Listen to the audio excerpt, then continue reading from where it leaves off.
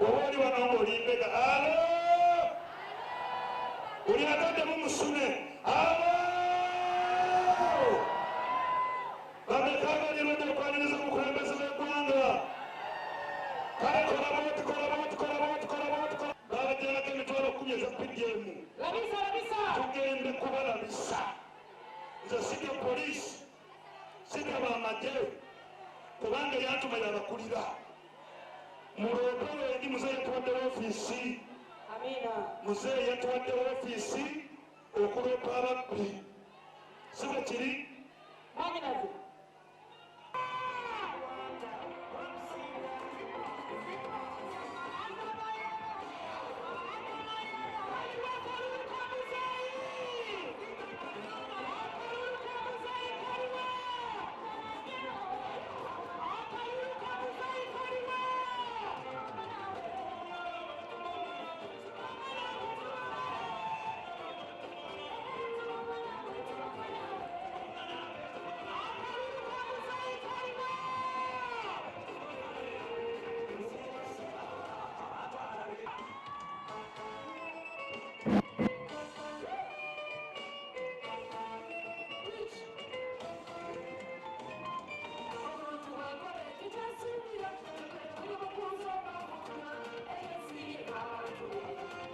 ayongere okulembera eggwanga lino mu mirembe ate n'omulimu guno gwe yatandika okulaba nga omuntu owa wansi asituka tukusaba oyongere okugwibwako omukisa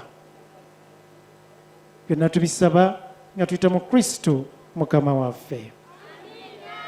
Ekyamazima tosobola kuyigiriza muntu muyala, tosobola kuyigiriza muntu atalina kasente mu nsawo newona omugamba nti omukama mulungi naye nga talinaamu kasente bijja muyita ku mutwe.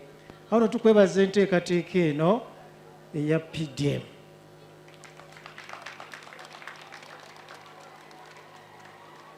Seba w'ekitiibwa Pulezidenti, abantu betukulembera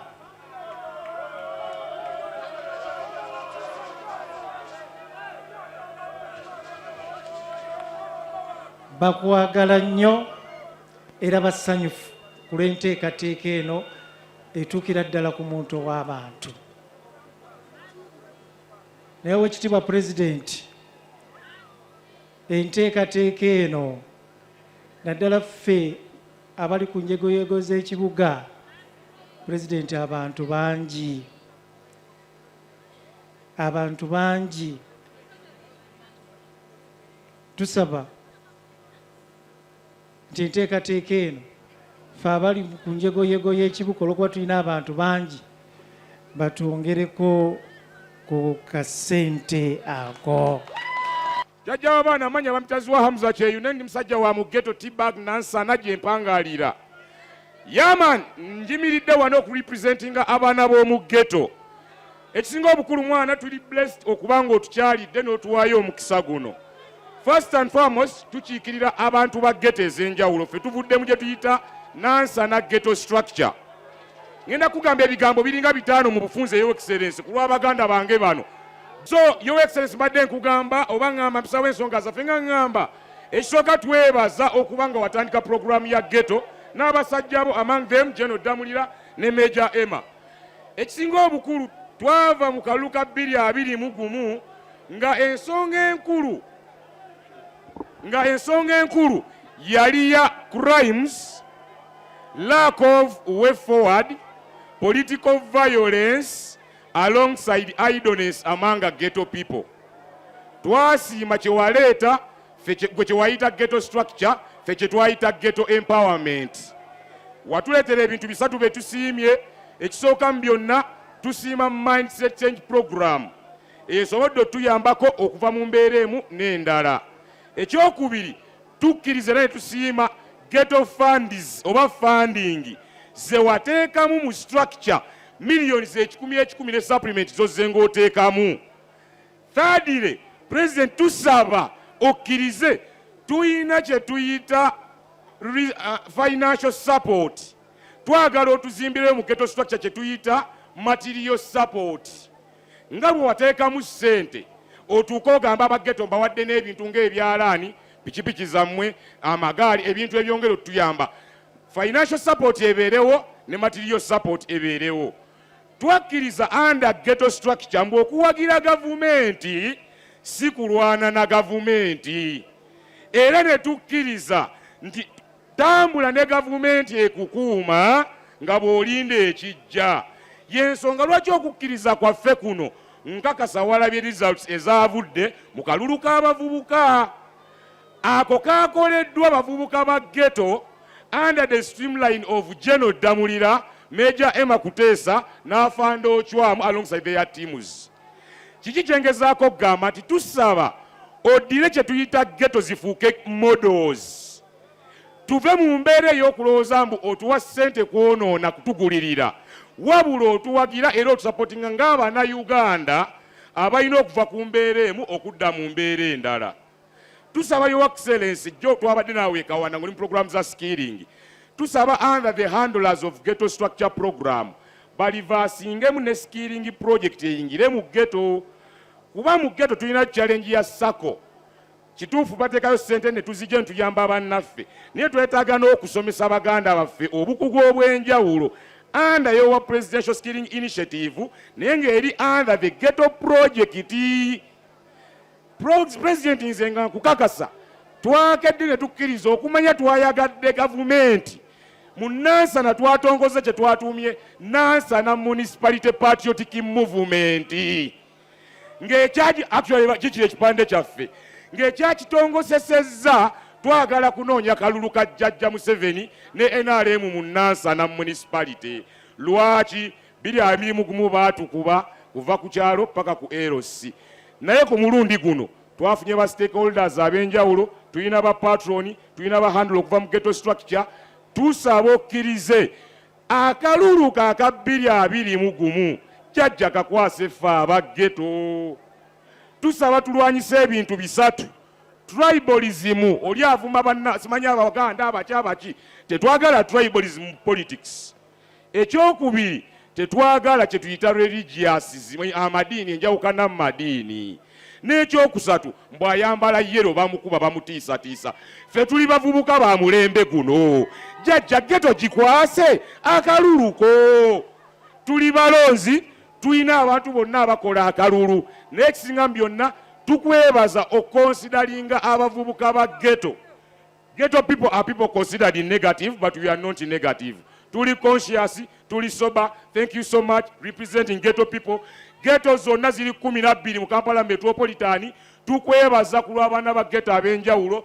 Tukusaba okonsidaringa ebintu byaffe otongere na appointment tutuukeko blaza. Blessings Jjajja w'abaana. Ghetto youth oye, NRM oye. Your Excellency tusanyusa okukulaba era nkusaba ojje oyogereko eri abantu.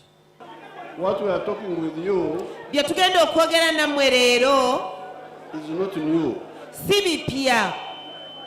The NRM Ekibiina ky'NRM from the beginning okuva mu ntandikwa was clear kyali kirambulukufu what is needed for the people of Uganda nga kirambulula biki bye kyetaaga okukolera bannayuganda and Africa. n'ensi ne Afirika okutwalira awamu.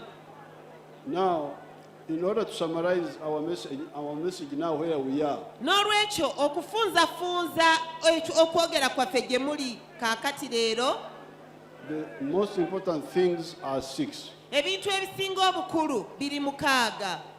The first one Ekisookera ddala is peace. gy'emirembe. And peace means Emirembe kitegeeza ki? no war. Tewali emirembe kitegeeza tewali ntalo. In Uganda. Tewali ntalo mu Uganda. And in Uganda, Ate era mu Uganda I can assure you nobody can bring wars here. njagala bakakasa n'okubagumya tewali ajja kuddamu kuleeta lutalo mu Uganda. Because Olw'ensonga the UPDF is very strong. eggye lyaffe erya UPDF ly'amaanyi nnyo. everybody who brings war will be finished quickly. buli muntu yenna anaagezaako okuleeta olutalo mu uganda tujja kumusaanyaawo n'okumumalirawo ddala mu bwangu. But naye there is crime. naye waliwo obumenyi bw'amateeka. That crime takes more effort because it is not serious enough to cause breakdown, but it disturbs people. obumenyi bw'amateeka bwo butwalako akaseera si kyekintu ekigibwawo amangu kubanga butawaanya abantu ate butawaanyizibwa bantu. That's why y'ensonga lwaki we are improving the police tugezaako okuteekawo poliisi yaffe etuyambeko mu bumenyi bw'amateeka at every sub-county. ku buli ggombolola. And what we shall say more about that in the campaigns. era tujja kwongeramu amaanyi mu ekyo naddala mu biseera ebya kampeyini.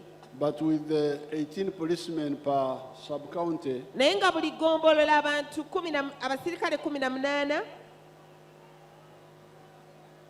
with the pikipikis nga balina n'ezi pikipiki and coordination,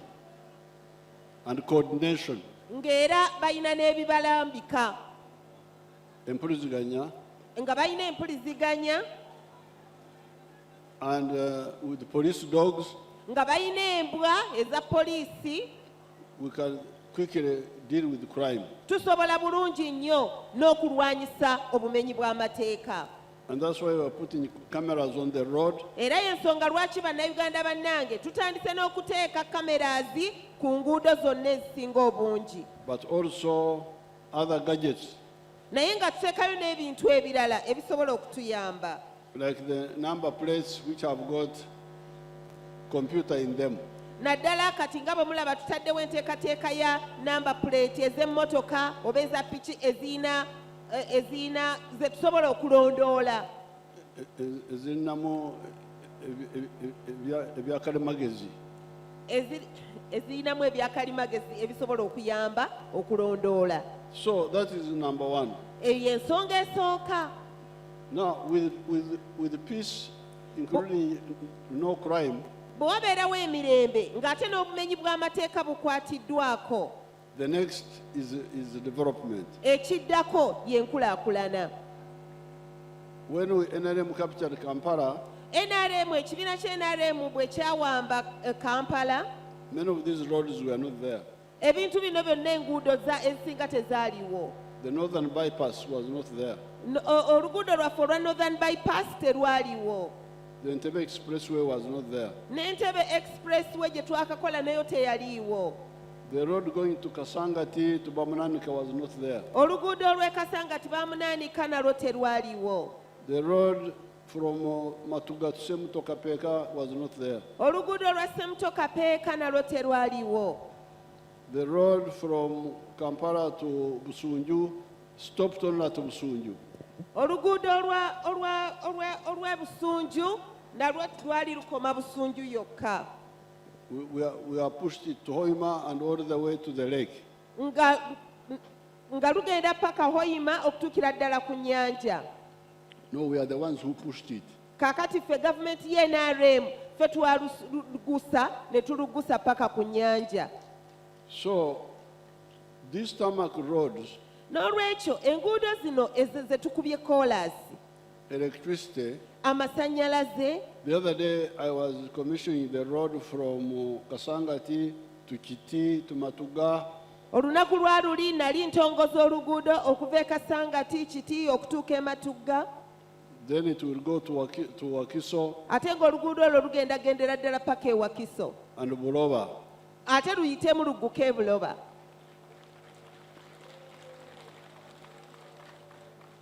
Today I was commissioned Vunike for the road from Sentema, Bukasa.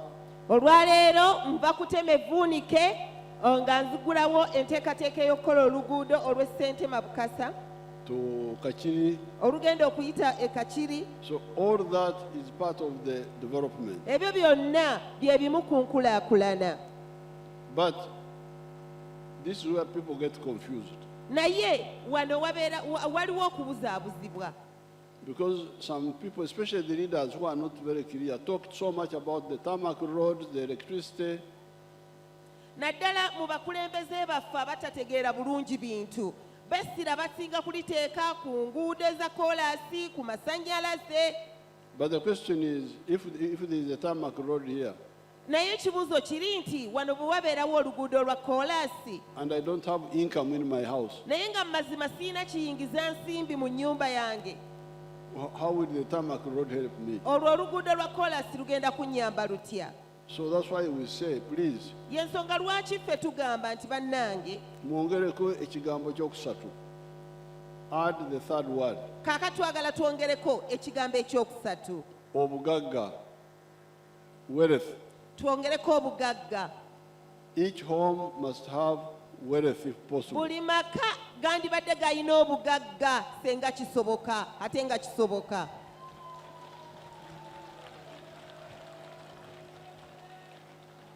Buli maka galina okwenyigira mu by'okukola obugagga, either as workers or as owners. buli maka gandibadde galina kye gakola waakiri nga abakozesa oba nga be bakozesa. Yes.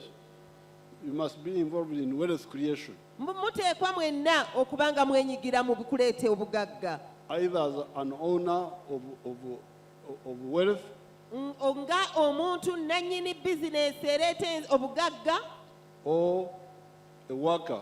oba nga naawe bakukozesa naye ng'osobola okuyingiza. So that is the third most important thing. n'olwekyo eyo y'ensonga eyokusatu enkulu ennyo. And then we said, kati ne tugamba what type of bugaga are there? naye kaakati obugagga bwe twogerako bwa ngeri ki? Number one, ekisooka commercial agriculture. waliwo obulimi n'obulunzi obusobola okuleeta ssente. So now we have got 4 words. n'olwekyo tulina ebigambo 4.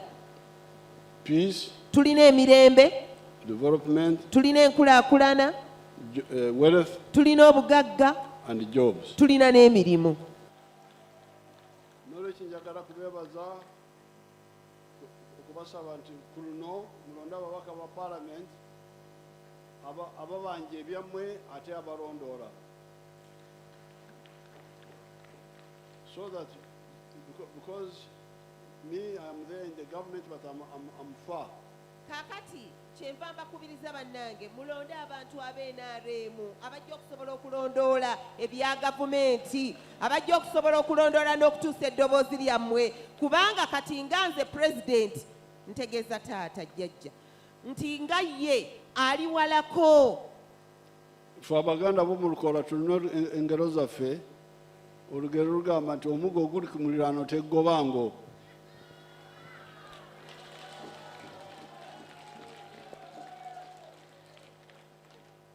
Wadde gyendi naye ndi walako, mwetaaga omuntu wa wano, omubaka wa parliament agenda kubanja ebintu byammwe ate n'abirondoola.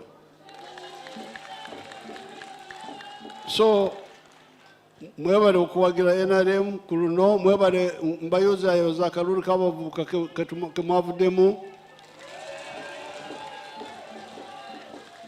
Kati katukomenkereze mpereze LC1 miliyoni 6 z'okugula akapiki.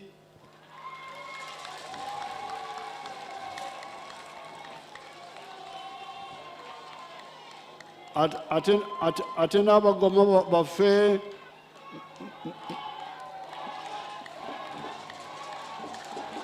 abagoma baffe abanyankwere bakiyita okushumbusha,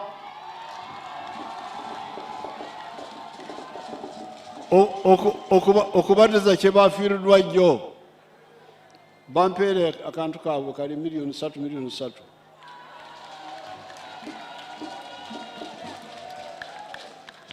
Kale mwebale nnyo, mwebalire ddala. NRM juu, NRM juu, Kawempe juu, Nansana.